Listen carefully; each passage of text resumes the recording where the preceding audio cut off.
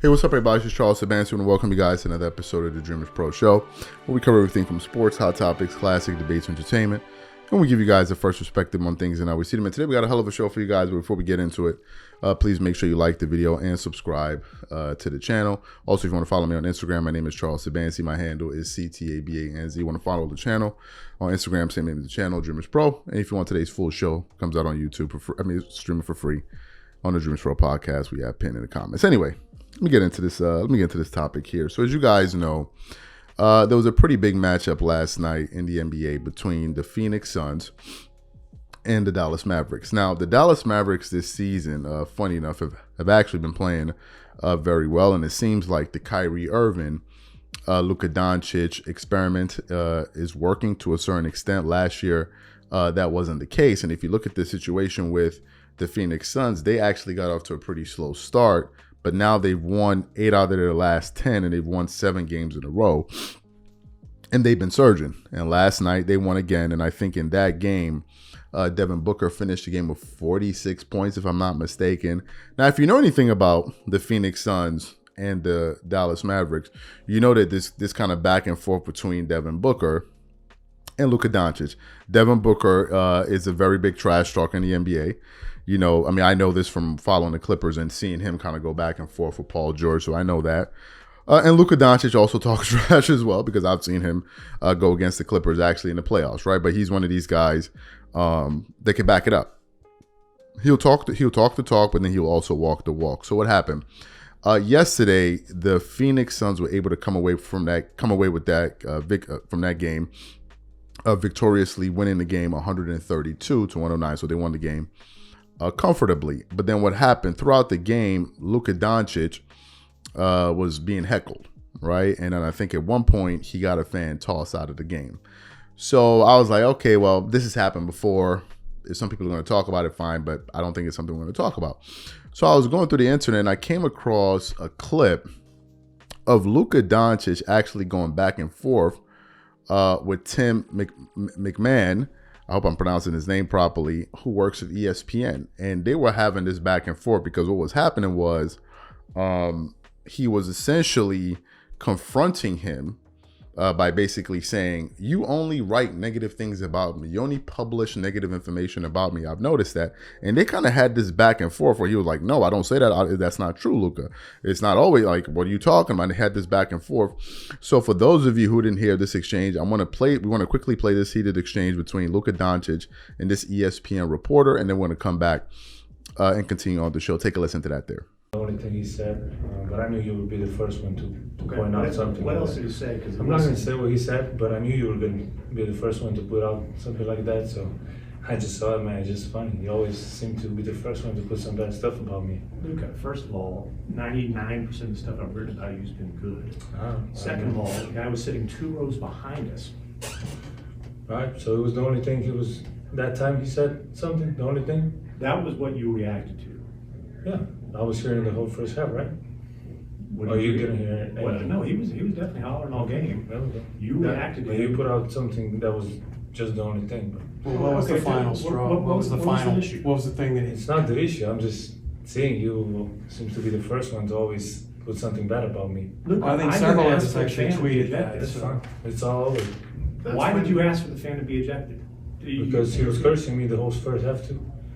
Why didn't you ask for him to be ejected in the first half then? Because I never would eject a fan. They pay for tickets, but I had enough, It's a little bit of frustration. You turned your head and looked over at him after he said that. That's what we saw. Yeah, that's fine. Be the bad guy in the media, right? Do you feel like you're unfairly portrayed in the media? No. Physically, how are you after you look like you tweaked the... So you heard the exchange between Luka Doncic and the reporter. You couldn't see the video, but if you heard Luka, you would know that he was annoyed by the person. And usually when a reporter and an athlete have a back and forth, it's usually not that elongated. Like they'll talk, he may say 1 or 2 things back, and that's it. That soundbite went on for well over a minute, right? And it seemed like Luka had finally got fed up with the guy, right? He basically said, you only use me to write negative things. Now, this gets to a larger point that we're trying to highlight in this show, which is Luka essentially saying, listen, man, you're only using me for sensationalism and clicks, right? Because drama sells. And that's the part I want to address. The fact of the matter is this: drama does sell, right? For whatever reason, we as human beings are attracted to that. It just is what it is. I mean, if you look at the Cat Williams interview, yes, it was a fantastic interview. Yes, it has well over 50 million views. But what also made it great it was because it was explosive, right? He was going at people. He was calling out names. He was going at people, calling them out by their names, comedians, right? And people, we as human beings, for whatever reason, we gravitate towards that, right? It's the storyline. So I think that is par for the course. I think that's something Luka should be aware of. But for Luka, in this particular case, to highlight this particular reporter from ESPN and say, listen, you're always the first one to jump on me whenever something negative happens and you write about it, it shows that maybe he has noticed a pattern, right? He has noticed a pattern. Now, some people on our channel say, oh, well, what's the new one, TMZ Pro or something like that. We talk about drama stories and all of that. I think a lot of these people that say this are people that wish that they could do it themselves, but they can't, because if they could, they would. Trust and believe they would. Otherwise, why would they be watching? Why would you be monitoring something you don't enjoy unless you have nothing else better to do with your time? But the fact of the matter is, whenever you're doing media, right, there has to be a part of it where you have to sell a story. If you just say things in their bland old way, rudimentary way, then the likelihood of people want to click on it and watch it or read it, it's going to be low, right? So you have to find a way to juice things up. You're not going to go out there and just flat out start capping and all of that. Like if I say Luka had a heated exchange with a reporter, ESPN reporter, and you click on the show and then he's not talking to a reporter, nothing like that, that's straight up clickbait. But there's a part of it where you have to sell it. And that's the same for sports. That's the same for movies. You've been to a movie theater. You sat through trailers. The most legendary, the most epic. Is all of that stuff that they be playing in those trailers, is it really the most legendary? Is it really the most epic? Is it really? Well, no, of course it's not, right? But they got to sell a movie. If you just want them up there to say, you know, a great movie that's coming out this fall that you would love, like nobody's going to watch that. They're not going to get people excited about that. And I think the people that don't understand that shouldn't be in the business, to be quite honest with you. If you don't get that, you're resistant towards that, then you're not going to do well, period, end of story. I mean, it's called copy. If you don't have good, exciting, interesting copy, good titles, nobody's going to click on your, you know what I mean? So I think that is par for the course. I see ESPN do it. I see other big, I see other big networks do it as well. You see it in their thumbnails.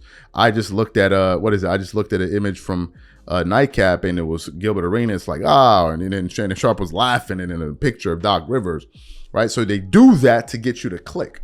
Now, that little moment that you just saw in that clip may just be like a 1.5 second clip, but they use it because, this will get people's attention. This will get people clicking. That's smart. That's actually smart. And they're doing it the right way. So I have nothing against that, right? You gotta sell your product. It's called marketing.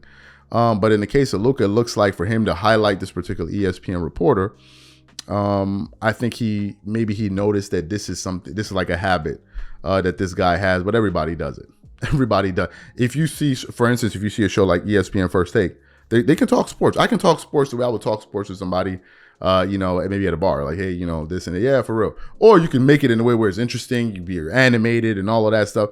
Yes, that's how you do it. You got to perform to a certain extent. So I understand that as well. But, hey, Luka stood his ground, and finally he had enough, and he called him out. He's not the first person to call out a reporter. So what I want to know from you guys, what do you think about the exchange between Luka Doncic and this reporter? Whatever you guys think, please leave your thoughts and comments in the comment section. We catch you on the next show. Peace.